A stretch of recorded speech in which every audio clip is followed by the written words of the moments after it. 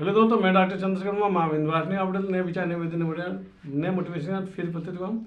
देखिए, अभी कल मेरे एक मित्र कह रहे थे कि डॉक्टर साहब आप जो चश्मे बनाते हैं काफ़ी अच्छी क्वालिटी बनाते हैं और साथ में जो प्राइस की बात करते हैं तो प्राइस भी आप बहुत ही रिजनेबल रहते हैं। आपकी व्यवस्थाएं कैसी चलती है? क्योंकि मैंने कहा ना, देखिए जो जिस फील्ड में उस फील्ड का वो अच्छी तरह जानता है कि उसमें क्या प्रॉफिट हो रहा है, क्या नफा क्या नुकसान हो रहा है, ये अच्छी तरह जानता है। तो मैंने कहा भैया देखिए, बात तो आप सही कह रहे हैं कि मैं प्रॉफिट की अगर बात करता हूँ, मैं कोशिश करता हूँ रिजनेबल प्रॉफिट लेने के लिए। क्योंकि मुझे पता है कि देखिए, अगर सभी जैसे काम का व्यवस्था अगर मैं भी करूँगा तो जाहिर सी बात है मैं मार्केट से उखड़ जाऊँगा। मतलब लोगों का जो डिमांड होना चाहिए वो उसके अनुसार ही काम किया जाए तो ज़्यादा मज़ा आता है। और रही बात, देखिए मैंने कहा ना, मैं दो चीज़ों से कंप्रोमाइज़ कभी नहीं करता हूँ। अगर मुझको पेशेंट की आंखों से संबंधित मुझको लगता है कि नहीं यार इसको दिक्कत है, परेशानी है, तो मैं कभी उसको टच भी नहीं करने की कोशिश करूँ। मैं तुरंत उसको कहता भैया आप किसी न किसी सर्जन के पास जाइए, आप अपने आंखों की जांच करा लीजिए।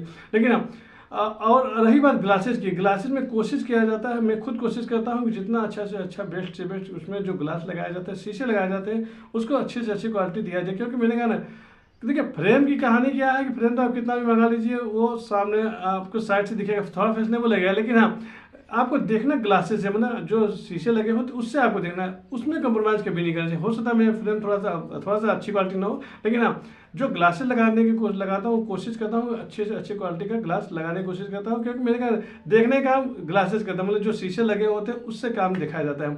तो और उन्होंने कहा कि डॉक्टर साहब आप चाहते तो आराम, जो चश्मे आप 700-800 में 750-800 में बनाते हैं वो आराम चाहें तो आप 1000-1500 से लेकर 1200 तक में आप बेच सकते हैं, आपको अच्छी खासी प्रॉफिट हो जाएगी।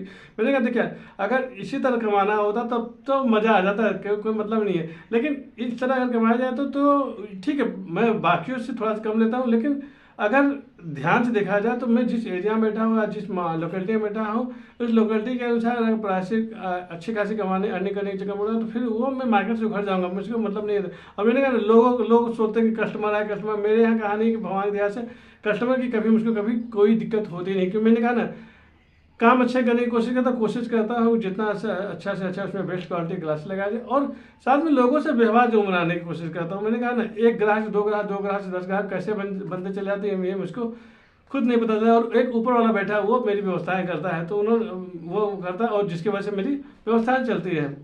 और ग्राहक की बात करें तो मैंने कहा ना, काम अच्छा करेंगे बाद में, मैं हूँ या चाहे कोई भी हो, काम अगर अच्छा कोई करेगा तो उसको ग्राहक मिलना लाजमी है, ग्राहक की कभी कोई कमी नहीं होगी। लेकिन जहां आप कस्टमर के सोचने लगे नहीं यार कस्टमर को कितना लूट लिया जाए, कितना इसके साथ छल कपट के पैसा कमाया जाए, तो फिर वो मज़ा नहीं है। कि मैंने कहा एक बार कमा सकते हैं, बार बार कमाने की आप नहीं कमा पाएंगे।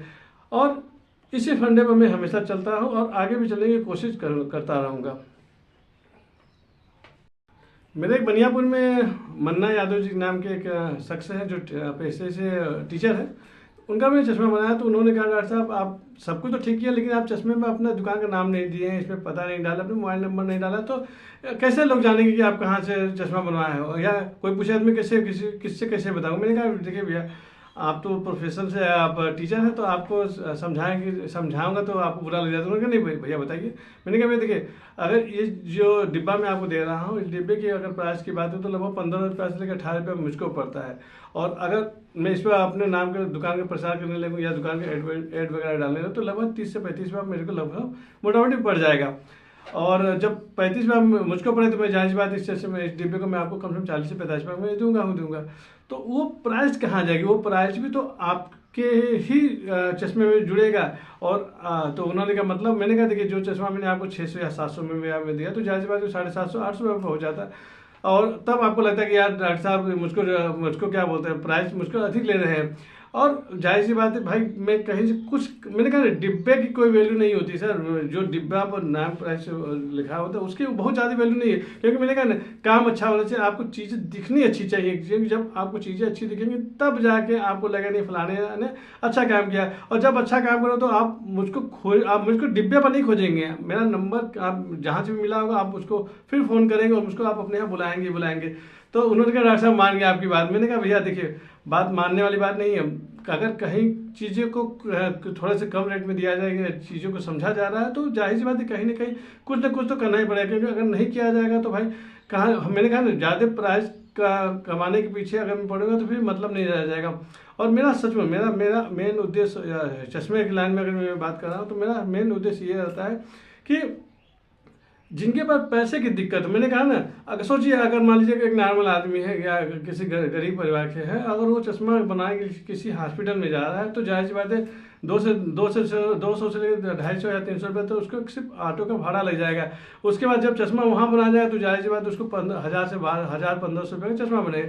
मतलब अगर उसने समय भी दिया, साथ में भाड़ा दिया, साथ में चश्मे का दाम दिया, तो एक चश्मे पीछे कम से कम उसको 2000 से लेकर 1500 से लेकर कम से कम 2000 के बीच में उसको बैठना ही बैठना है। और वो उस चीज़ को अफोर्ड कर नहीं पाते, जिसकी वजह से वो चश्मे भी बनवाने की हिम्मत नहीं कर पाते। वो सोचते हैं अरे यार जाने तो इतना पैसा लग रहा है। मैंने इसी चीज़ को कोशिश किया पकड़ने के लिए। मैंने कहा ना, गरीबों के पास आज की डेट में भी पैसे की बहुत दिक्कतें, बहुत परेशानियां हैं, और उस कमी को दूर करने के लिए मैं उनके होम विजिट करता हूं और कोशिश करता हूं जितना वाजिब दाम लिया जाए, कम से कम दाम में काम कर दिया जाए और सही चश्मा दे दिया जाए। क्योंकि उसके चेहरे पर जब वो स्माइल होती है, बात में नहीं, वो पैसे से नहीं खरीदी जा सकती है, और वो खुशी सच में लगता है कि नहीं यार कुछ तो कमा रहा हूँ मैं भी। जय माता दी, जय माँ विंध्यवासिनी।